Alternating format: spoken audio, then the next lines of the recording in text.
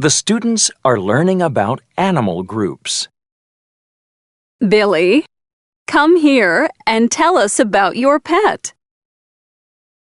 Billy's pet is a fish. Boo doesn't have legs, but she has fins. She's very smart. Wonderful! Layla's pet is an amphibian. Toby has big eyes. He has gills like Boo and is always very calm. Lovely!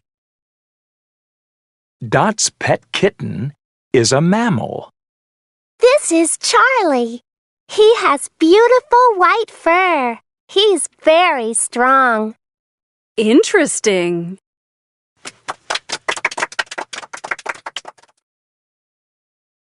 Gus's pet is a bird. Eddie has beautiful feathers.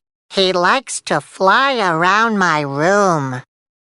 Amazing!